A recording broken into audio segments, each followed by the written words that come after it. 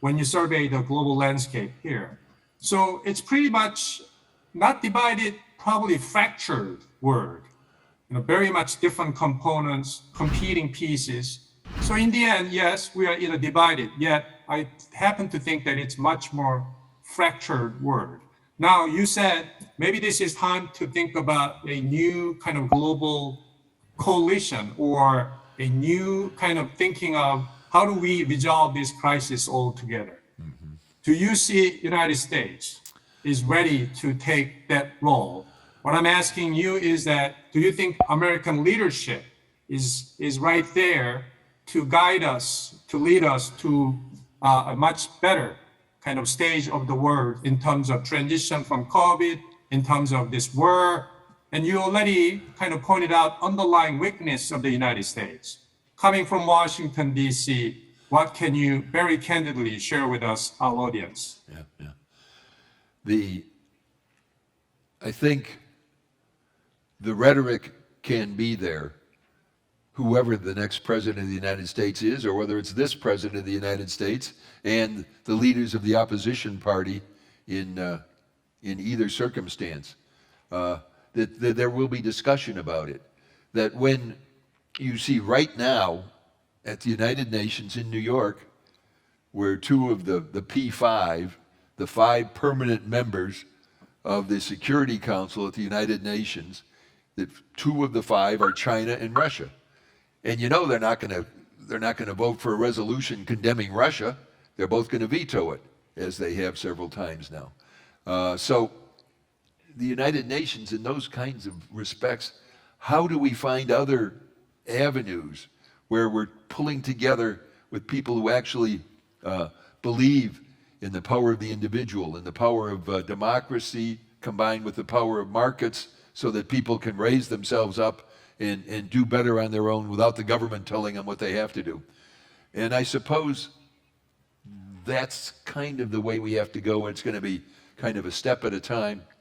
And when someone has proposed that here 2 days ago, I thought to myself, I remember reading something very similar to that in a book that the former British Prime Minister, Lady Margaret Thatcher, wrote about 30 years ago, that we should have them coming together.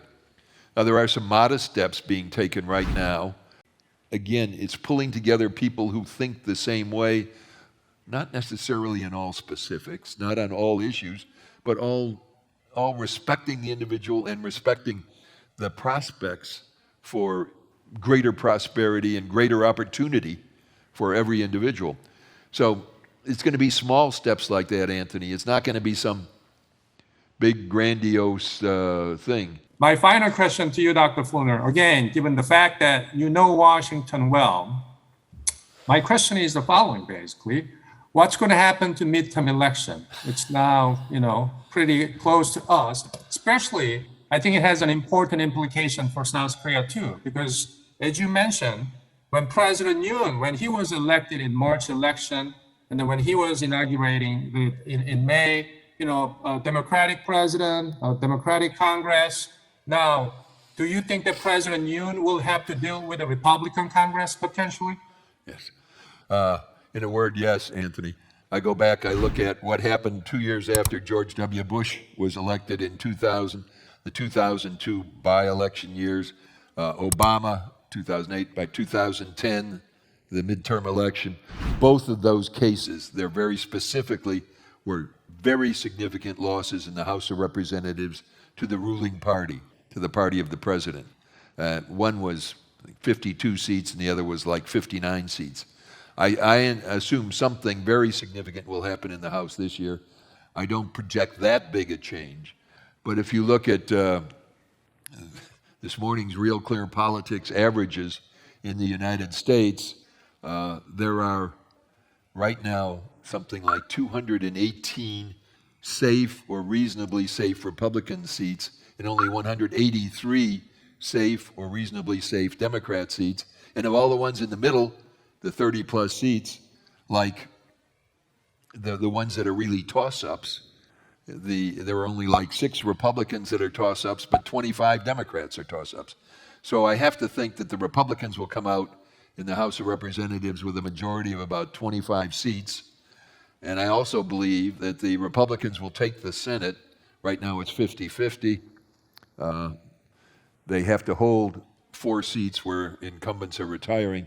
But I believe they'll pick up 2 additional seats beyond holding those 4, so that after this November's elections, the Senate will be 52 Republican, 48 Democrat.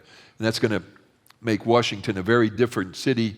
And frankly, it's going to be tense, because when one party's in charge of everything, you either support them all the time or you oppose them all the time. But now it's going to get very confused. And for a president